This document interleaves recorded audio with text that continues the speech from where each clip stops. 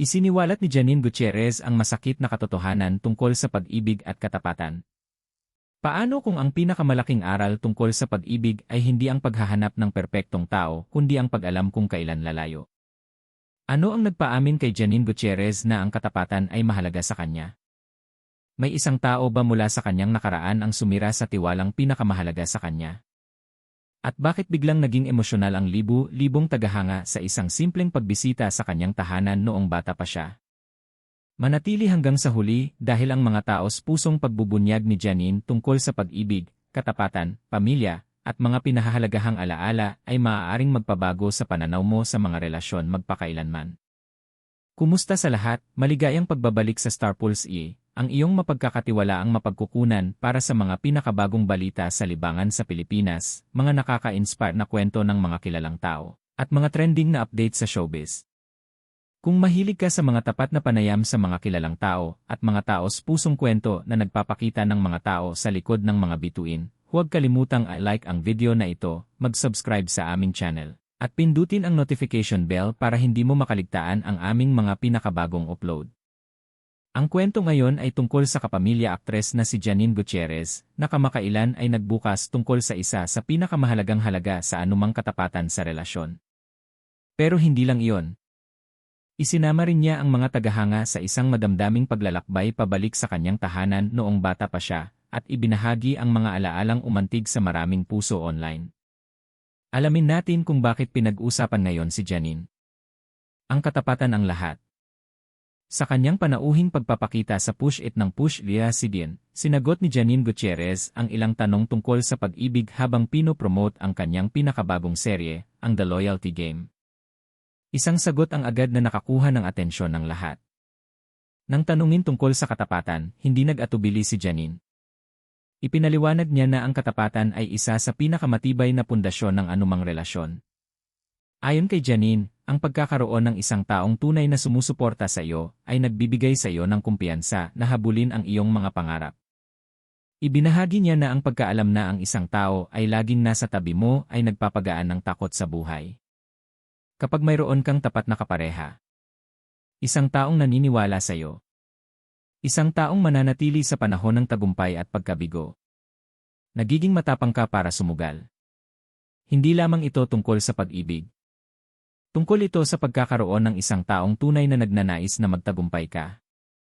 Maraming manunood ang agad na nakakonekta sa kanyang taos pusong mensahe dahil ang katapatan ay isang bagay na hinahangad ng lahat, hindi lamang sa mga relasyon, kundi pati na rin sa mga pagkakaibigan at pamilya. Ito ba ang kanyang masakit na aral? Ngunit ang panayam kay Janine ay naging mas emosyonal nang aminin niya na hindi lahat sa kanyang buhay ay naging tapat sa kanya. Bagamat hindi niya isiniwalat ang mga pangalan o mga partikular na sitwasyon, ang kanyang mga salita ay may malalim na kahulugan. Sa halip na hayaang ang pagtataksil ang magtakda sa kanya, pinili niyang matuto mula rito. Ibinahagi ni Janine ang isa sa mga pinakamakapangyarihang aral na natutunan niya sa paglipas ng mga taon. Ipinaliwanag niya na kapag ang isang tao ay hindi tapat sa iyo, hindi ito dapat maging sukatan ng iyong halaga. Ang mga kilos ng ibang tao ay hindi nagtatakda ng iyong halaga. Sa halip na sisihin ang iyong sarili, minsan nangangahulugan lamang ito na ang taong iyon ay hindi nakatadhana para manatili sa iyong buhay. Naniniwala siya na ang pag-aaral kung kailan dapat bumitaw ay kasing halaga ng pag-aaral kung paano magmahal. Ang simpleng pahayag na iyon ay mabilis na umalinggaw sa maraming tagahanga online. Ang ilan ay nagkomento pa nga na ang payo ni Janine ang eksaktong kailangan nilang marinig. Ito ay isang paalala na ang dalamhati ay maaaring maging simula ng personal na paglago. Minsan, ang paglayo ay hindi pagsuko. Ito ay pagpili sa iyong sarili. Bakit hindi sapat ang pag-ibig lamang? Isa pang sagot mula kay Janine ang ikinagulat ng maraming manonood. Ipinaliwanag niya na ang pag-ibig lamang ay hindi sapat upang maging matagumpay ang isang relasyon. Bagamat mahalaga ang pag-ibig, naniniwala siya na mahalaga rin ang pagiging tugma. Ayon kay Janine, kahit na ang dalawang tao ay lubos na nagmamahalan, kung mayroon silang iba't ibang pangarap, magkaibang prioridad, o ganap na magkaibang pananaw para sa hinaharap, maaaring mabigo pa rin ang relasyon. Binigyang diin niya na ang mga magkapareha ay dapat patuloy na pumili sa isa't isa araw-araw. Pagpiling umintindi. Pagpiling makipag-usap. Pagpiling lumago ng magkasama. Ito ay isang mature na pananaw na hinangaan ng marami. Ang mga relasyon ay nangangailangan ng higit pa sa damdamin.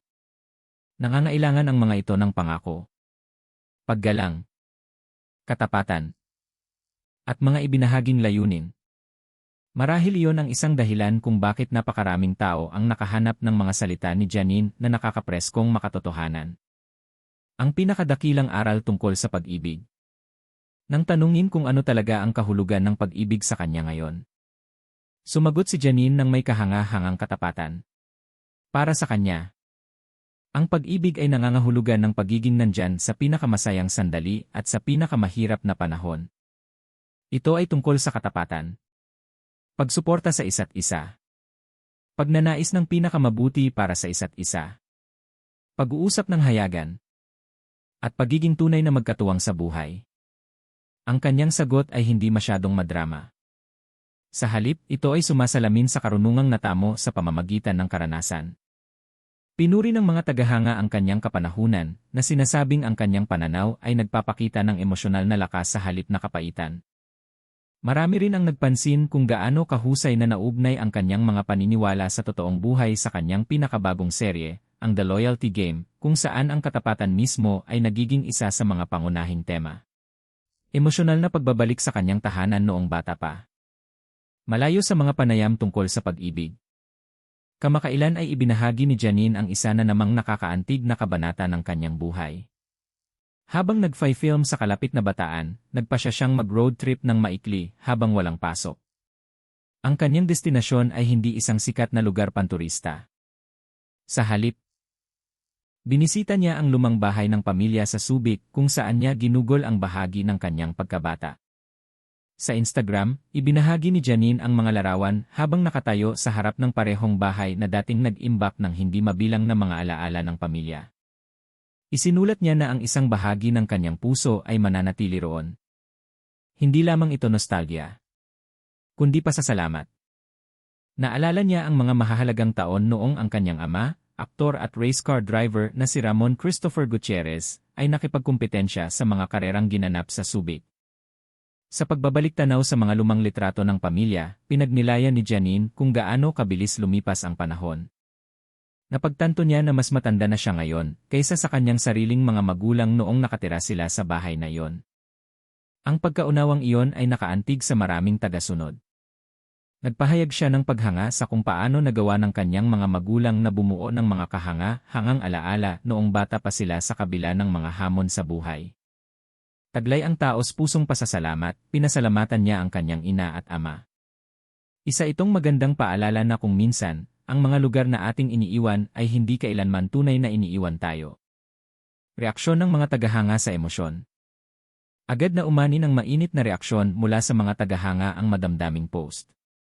Marami ang nagpasalamat kay Janine sa pagpapahintulot sa kanila na makita ang mas personal na bahagi ng kanyang buhay.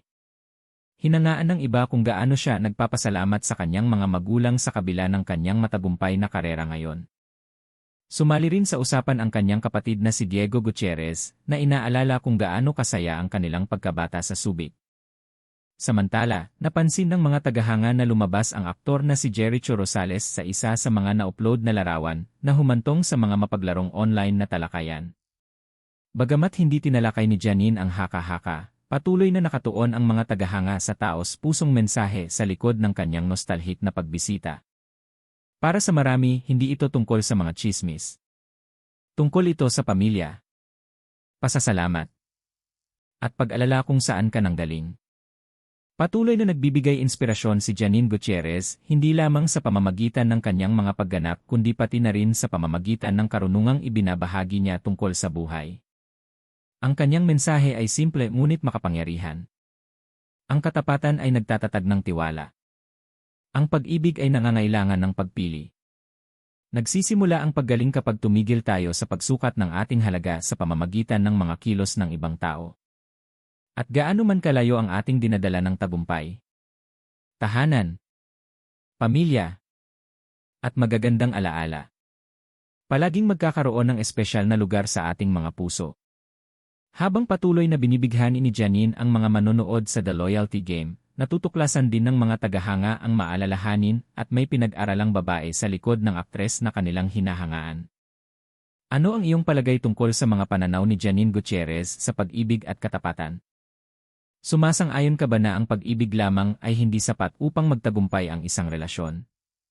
At nakapunta ka na ba sa isang lugar mula sa iyong pagkabata na nagbalik ng mga di malilimutang alaala? Ibahagi ang iyong mga saloobin sa mga komento sa ibaba.